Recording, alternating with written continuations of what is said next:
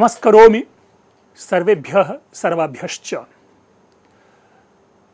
अहं पंकज कुमार मिश्रः गुरुकुलस्य व्याख्यानमालायां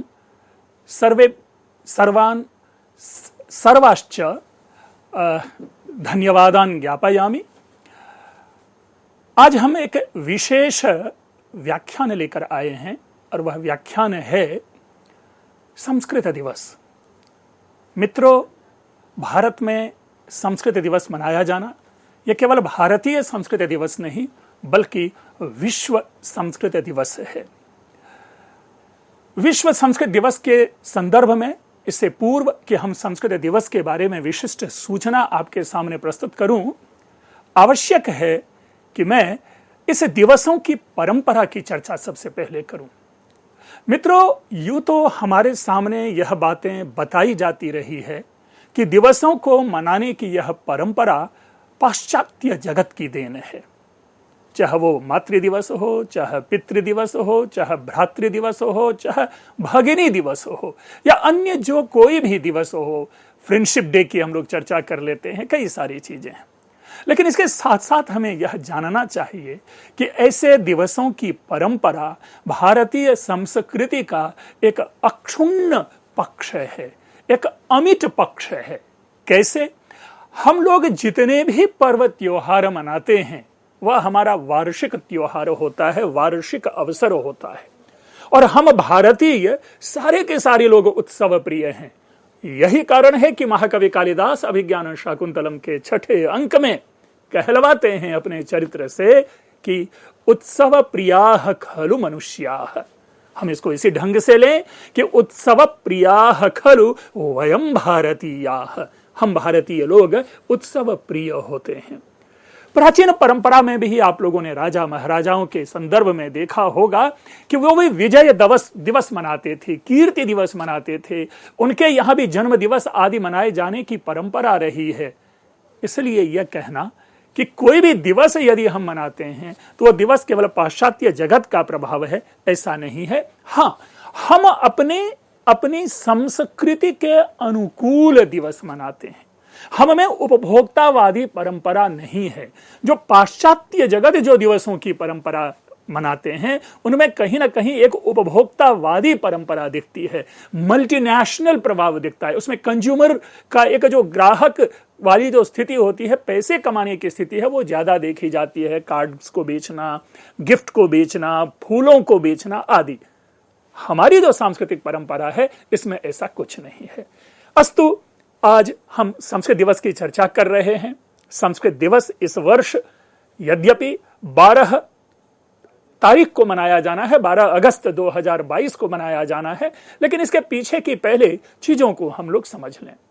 मित्रों, यह जो संस्कृत दिवस है प्रतिवर्ष श्रावण पूर्णिमा के दिन मनाया जाता है। पहली बार यह 1969 में मनाया गया था।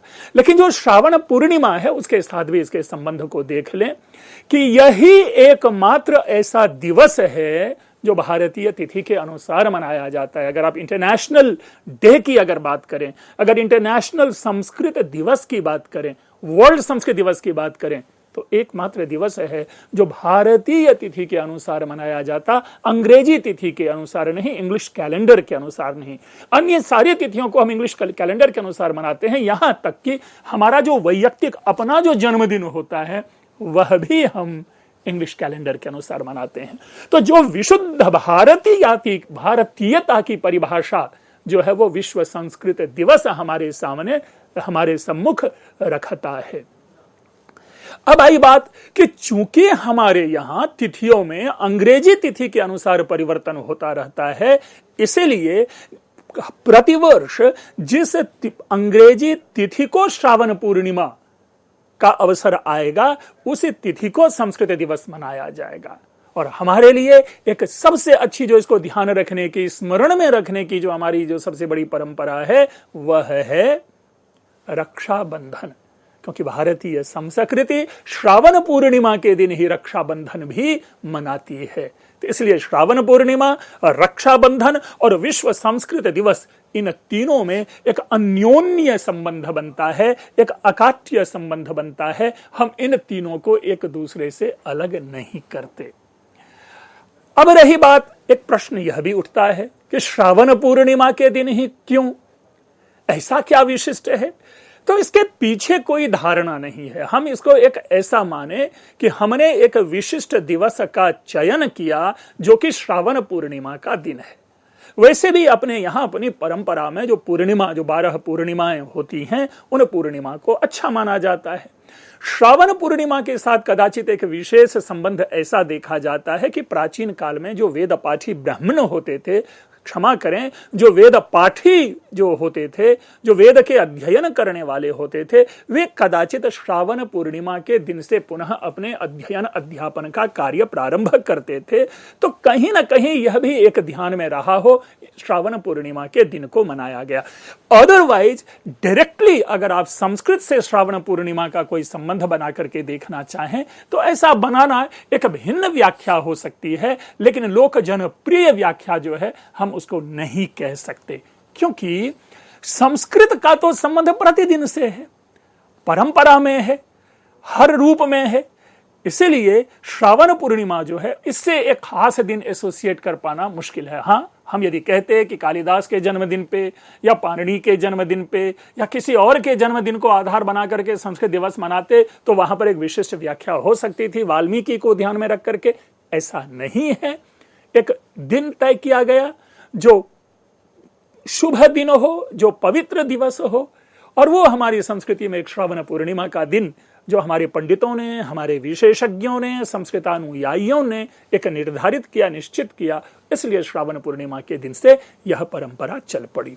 तदनुसार अगर देखा जाए तो इस पूरे को इस वर्ष जो है ये 53rd विश्व संस्कृत दिवस होगा, 53वां विश्व संस्कृत दिवस, 53वां संस्कृत दिवस।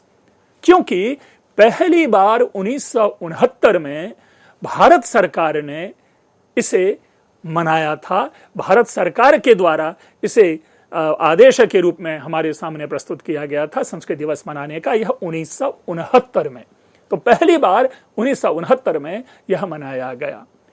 केंद्रीय शिक्षा मंत्रालय द्वारा राज्य और केंद्र सरकारों को अधिसूचना जारी करने के बाद वर्ष 1969 में पहली बार यह दिवस मनाया गया था। दूसरे शब्दों में जो भी मैंने बातें कही कि ये जो ऐसे जो दिवस होते हैं जो समग्र रूप में, पूरे अगर आप कहें सार्वभौमिक रूप में जो है, ये बिना प्रशासन के आदेश से संभव नहीं होता। इसलिए शिक्षा मंत्रालय ने इसमें इंटरफेयर करके अधिसूचना जारी करके इस दिवस को प्रमाणित किया। गत वर्ष यह 22 अगस्त को मनाया गया था। अगर 2021 की बात करें तो यह 22 अगस्त को मनाया गया था।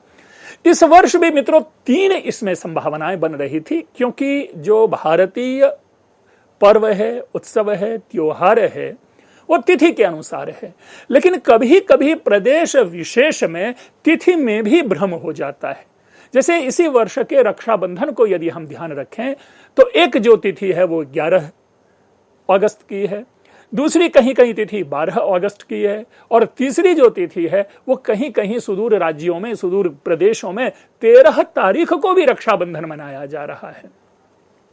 लेकिन मान्य रूप में अगर हम देखें कि सरकारी तौर पर देखें तो इस वर्ष यह 12 अगस्त को मनाया जा रहा है। हम इसको इस भाषा में कह सकते हैं चिन्हित करने के लिए कि इस वर्ष 12 अगस्त 2022 को यह मनाया जा रहा है। तदनुसार उस दिन शुक्रवार का दिन है। इसके साथ ही अब यह है कि जो ये संस्कृत दिवस है वस्तुतः ये भारतीय सांस्कृतिक समृद्धि को भी दर्शाता है। हम इसका संबंध केवल संस्कृत मात्र से जोड़ करके ना देखें कि किसी एक भाषा के उन्नयन के लिए यह दिवस जो है चिन्हित किया गया है, नहीं। संस्कृत सदैव संस्कृति से को अपने साथ लेकर के चलती है। जो संस्कृत भाषा है हमेशा सदैव भारतीय जो संस्कृति है उसको साथ लेकर के चलती है, और यही कारण है कि कहा गया संस्कृति है संस्कृताश्रिता। अर्थात जो हमारी संस्कृति है, जो भारतीय संस्कृति है, जो सनातन परंपरा है, वह संस्कृत पर आधारित है, संस्कृत पर आश्रित है। इसके पीछे मनाए जाने का क्या उद्देश्य रहा होगा, क्या प्रयोजन रहा होगा, हम आप सभी जानते हैं कि प्रयोजन मनुद्देश्य मंदोपि न प्रवर्तते, कि बिना प्रयोजन के मूर्ख भी कहीं नहीं जाता। और ऐसे में एक पूरे विशेष दिन को चिन्हित कर दिया गया संस्कृत दिवस के लिए, तो इसके पीछे क्या प्रयोजन रहा होगा, क्या उद्देश्य रहा होगा, क्या लक्ष्य रहा होगा, उसको भी जानते हैं। वस्तुतः संस्कृत दिवस मनाने का जो उद्देश्य है वो संस्कृत भाषा के में एक जो है संजीवनी देना, पुनर्जीवन देना, इसका पुनरुद्धार करना, इसको प्रिजर्व करना, इनको वैश्विक स्तर पर इनको स्थापित करना, लोगों का संबंध इस भाषा से जोड़ना आदि ऐसे कतिपय उद्देश्य हैं।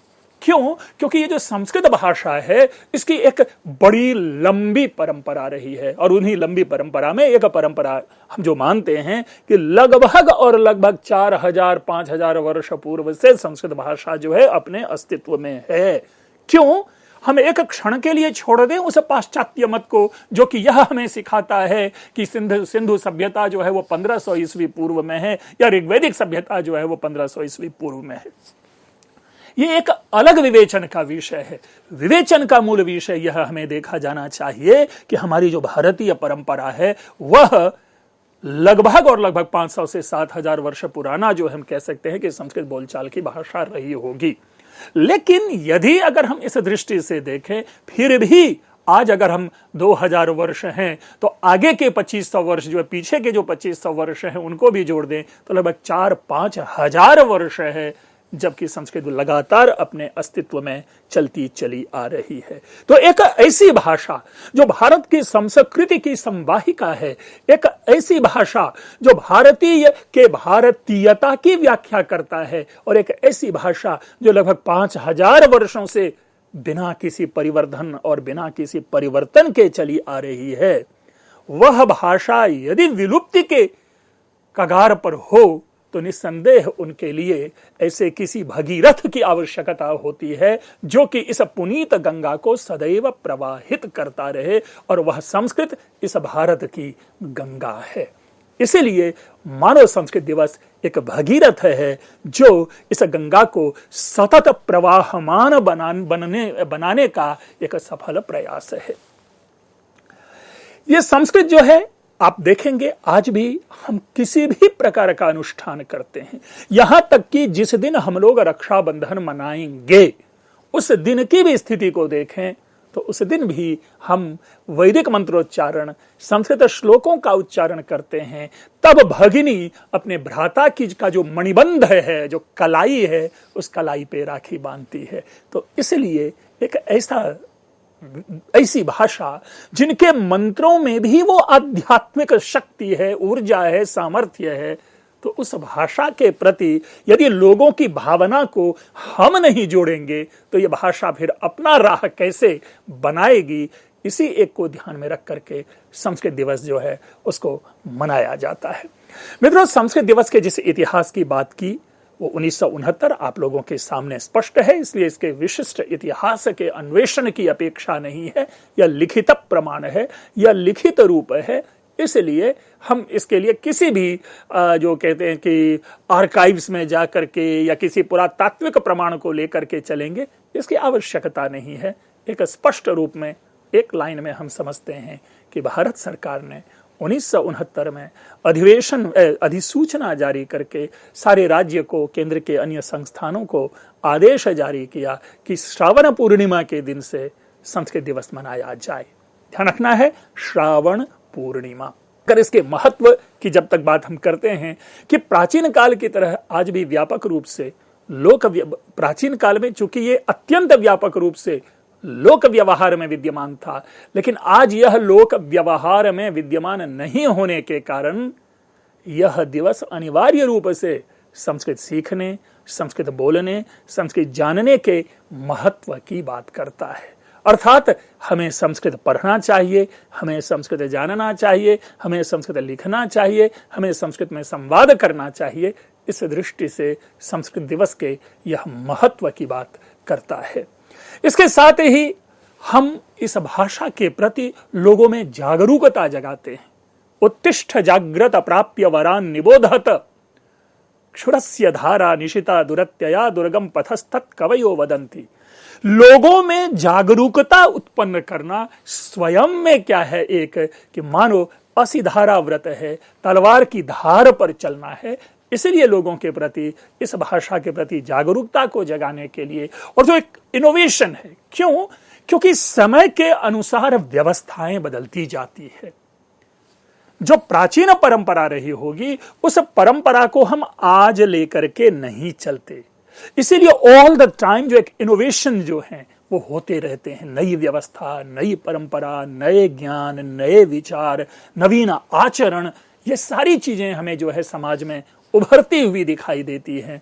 इसलिए इस संस्कृत के प्रति भी नवाचार की आवश्यकता है। तो यह एक प्रबोधन दिवस भी है कि हम भी संस्कृत में कुछ नूतन करें, हम भी संस्कृत में कुछ एक जो अन्य से भिन्न जो है, विशेष है, वह करें। क्यों? क्योंकि यह हम मानते हैं कि संस्कृत प्रायः सारी भारतीय भाषाओं की जननी है।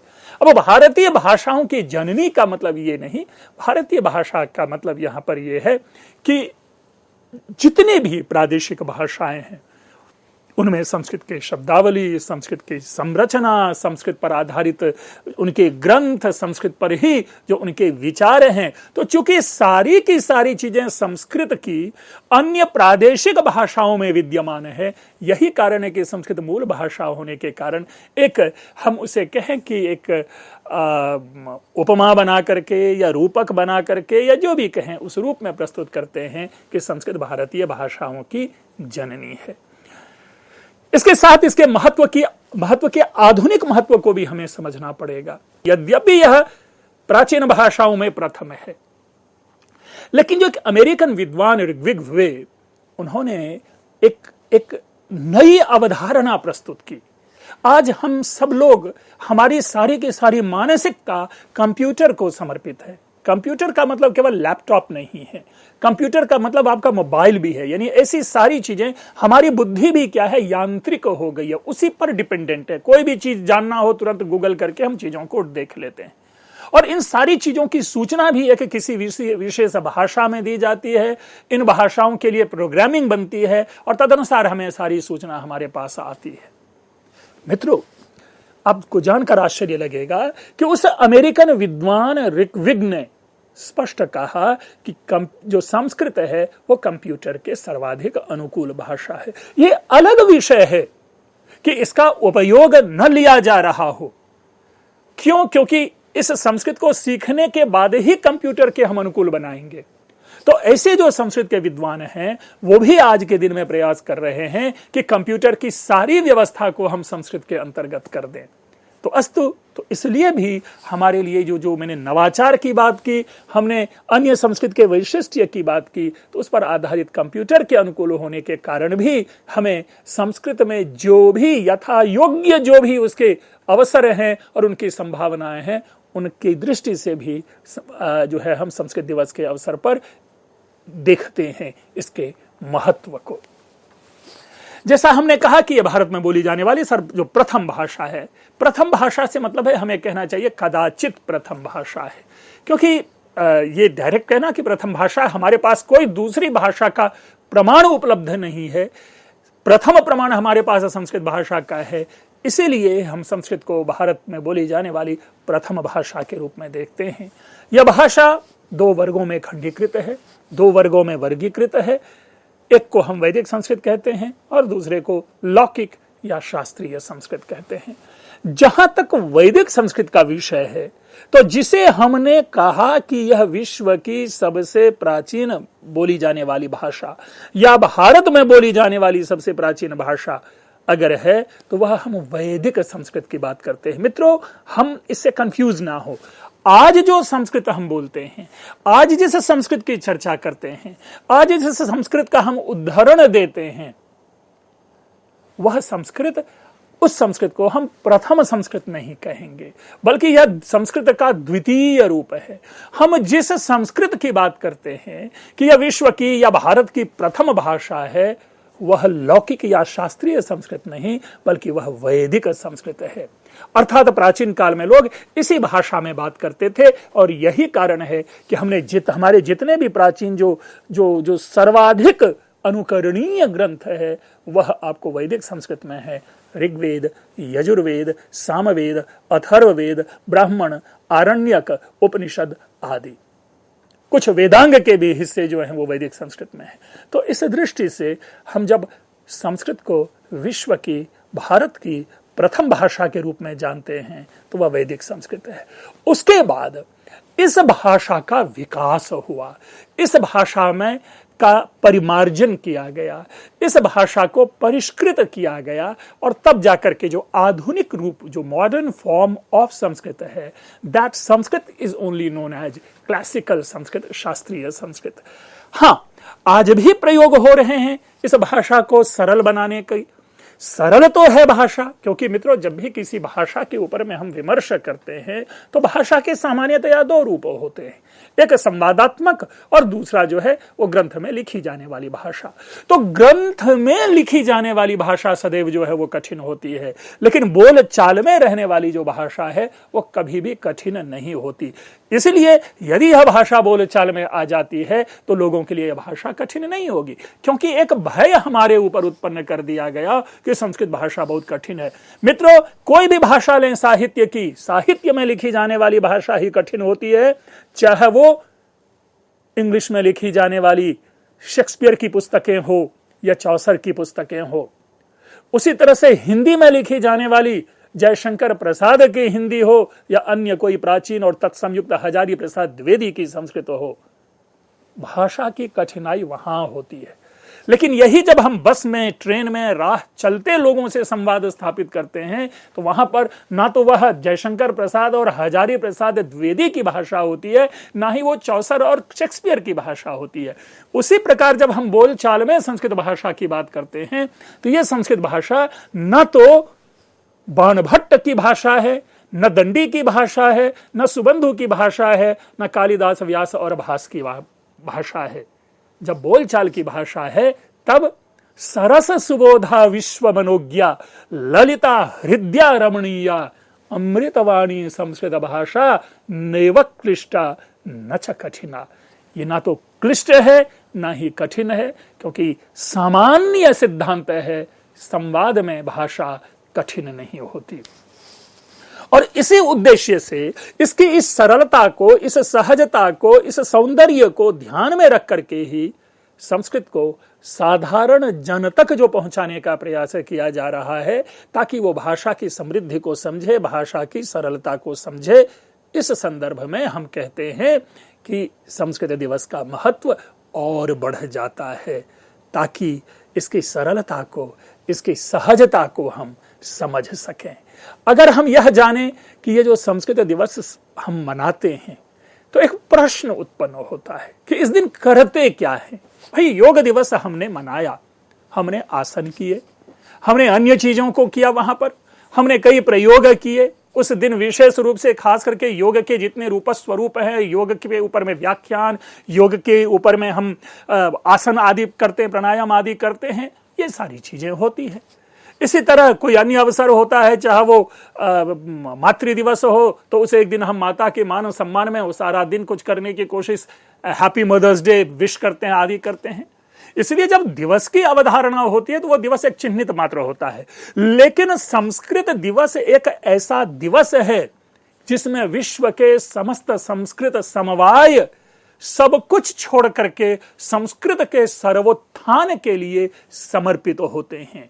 हम संस्कृत दिवस को ध्यान में रखते हुए इनकी सूचनाओं, इनके अवसर पर किए जाने वाले कार्यक्रमों और इनके साथ जुड़ी हुई जो अन्य कई बातें हैं उनकी चर्चा हम आगे भी करते रहेंगे। अभी तक आप लोगों ने ध्यान से सुना, आप लोगों का बहुत बहुत धन्यवाद।